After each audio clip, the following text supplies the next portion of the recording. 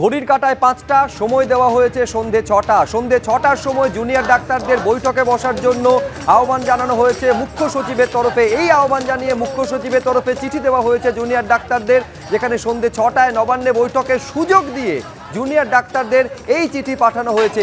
मेरा सफेद तुरंत खुले, भरपूर झाग दे और इसकी स्मार्ट साइंस दे स्मार्ट केयर और फ्रेशनेस। मेरी चॉइस मेरा सफेद। এই চিঠিতে আবার সুপ্রিম কোর্টের নির্দেশের কথাও স্মরণ করিয়ে দেওয়া হয়েছে মুখ্য সচিবের তরফে, যেখানে বলা হচ্ছে যে প্রতিনিধি দলে থাকতে পারবেন 12 থেকে 15 জন।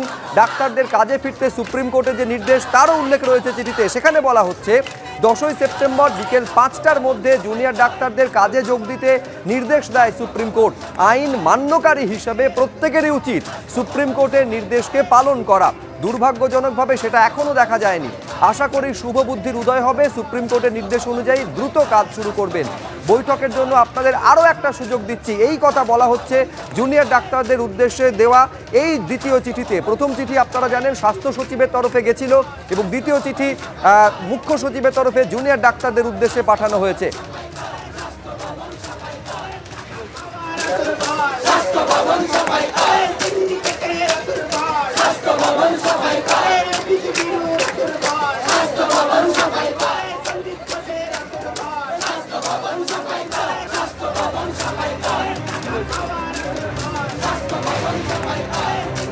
এর আগে আপনারা জানেন যে ভোর 3:49 জুনিয়র ডাক্তারদের তরফে মুখ্যমন্ত্রীকে উদ্দেশ্য করে একটা পাল্টা ইমেল করা হয়, যেখানে তাদের যে দাবি একেবারে স্পষ্ট করে সেই দাবি উল্লেখ করে দেওয়া হয়। এই চিঠির প্রাপ্তি স্বীকার পর্যন্ত মুখ্য সচিবের দেওয়া চিঠিতে করা হয়েছে, এবং কি কি দাবি করা হয়েছিল মুখ্যমন্ত্রীকে পাঠানো জুনিয়র ডাক্তারদের তরফে চিঠিতে পরপর আপনাদের সামনে রেখেছি। দ্বিতীয় দাবি অবশ্যই সন্দীপ ঘোষকে আইন অনুযায়ী সাসপেন্ড করতে হবে, স্বাস্থ্য সচিব সহ স্বাস্থ্যকর্তাদের অপসারণ করতে হবে। তৃতীয় দাবি ছিল সিপির অপসারণ, ডিসি নর্থ, ডিসি সেন্ট্রালের বিরুদ্ধে পদক্ষেপ। এরপর চতুর্থ দাবি কি ছিল? সমস্ত সরকারি হাসপাতালে পর্যাপ্ত নিরাপত্তা দিতে হবে, সিকিউরিটি কনসার্ন, বারে বারে জুনিয়র ডাক্তার এটা বলেছেন। পঞ্চম দাবি, সরকারি হাসপাতালে থ্রেট কালচার বন্ধ করতে হবে। এই থ্রেট কালচার একাধিক হাসপাতালে রয়েছে বলে অভিযোগ সামনে এসেছিল। ষষ্ঠ দাবি, বৈঠকে অন্তত 30 জনের প্রতিনিধি থাকতে দিতে হবে। আপনারা জানেন মুখ্য সচিবের চিঠিতে 12 থেকে 15 জনের কথা বলা হয়েছে। এবং সপ্তম দাবি, বৈঠকের লাইভ সম্প্রচার করতে দিতে হবে। আর এই 7 দফা দাবিকে সামনে রেখে স্পষ্ট করে তার উল্লেখ করে 3:49 ভোরে পাঠানো হয় মুখ্যমন্ত্রীকে চিঠি, এবং তারপর মুখ্য সচিবের তরফে চিঠি আসে সন্ধ্যে 6টায় নবান্নে বৈঠকে যোগ দেওয়ার আহ্বান জানিয়ে। আমি এইখানে সরাসরি কথা বলবো, আমাদের প্রতিনিধি ঝিলম করঞ্জা এই মুহূর্তে আমাদের সঙ্গে রয়েছেন। ঝিলম, এইটা আমি তোমার থেকে জানতে চাইবো, অবশ্যই যারা জুনিয়র ডাক্তাররা রয়েছে তাদের সঙ্গে কথা বলো। সেটা হচ্ছে স্বাস্থ্য সচিবের তরফে যখন চিঠি এলো, সেই চিঠি একেবারে অস্বীকার করলেন, তারা গেলেন না। তার একটা বড় কারণ, যার পদত্যাগ তারা চাইছেন তার কাছ থেকে কেন চিঠি আসবে, এই যুক্তি তারা দিয়েছিলেন, সেই কারণে নবান্নে যাননি। এবার তো মুখ্য সচিবের তরফে চিঠি, এবার কি করবেন?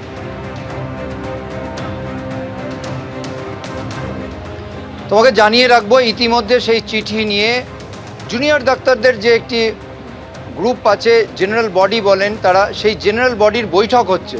সেই বৈঠক শুরু হয়েছে ইমেল আসার 10 মিনিট পর থেকে, এখনও সে বৈঠক চলছে। চূড়ান্ত সিদ্ধান্ত কি হয় এখন সেটাই অপেক্ষা। তবে আমার সঙ্গে এই মুহূর্তে 2 জন জুনিয়র ডাক্তার রয়েছেন, আন্দোলনরত একদম প্রথম থেকে তারা রয়েছেন।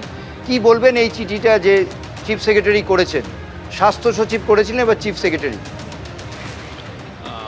এখানে আমাদেরকে বলা হয়েছে যে একটা ক্লোজ ডোর মিটিংয়ের মোটামুটি সে 10, আমরা বলেছিলাম অ্যাটলিস্ট 30 জনকে যেন ডাকা হয়। সেখানে বলা হয়েছে যে 12 থেকে 15 জন, কিন্তু 12 থেকে 15 জন আমাদের ঠিকঠাক রিপ্রেজেন্টেটিভ হবে না, কারণ যতগুলো মেডিকেল কলেজ রয়েছে সব মিলে অ্যাটলিস্ট আমাদের 30 জন রিপ্রেজেন্ট লাগবে। অ্যাটলিস্ট 30 জনকে আমরা চাই চালাতে, এবং সেটা ডেফিনেটলি ডিসকাশন চলছে আমাদের, এবং সেই ডিসকাশনের পরে সেটা ফাইনাল হবে যে কতজন যাবে এবং কতজনকে অ্যালাউ করা হবে। সেটা আমরা আমাদের মিটিংয়ের পরেই পুরো ফাইনাল জানানো হবে। আরও একজন রয়েছে, তার সঙ্গে কথা বলবো। যে আপনারা এই যে বৈঠক করে যাচ্ছেন, বারবার চিঠি আসছে বা আপনার ইমেল আসছে, এবার এই ইমেলে উল্লেখ করা হয়েছে সুপ্রিম কোর্টের কথা, উল্লেখ করা হয়েছে যে আপনারা একজন সুনাগরিক হিসেবে দায়িত্বে কাজে ফিরবেন, উল্লেখ করা হয়েছে রোগীদের অনেক হয়রানি হচ্ছে। সামগ্রিকভাবে আপনারা কি মনে করছেন, এখনও কি সেই বিষয়ে কোনো ধারণা তৈরি হয়েছে?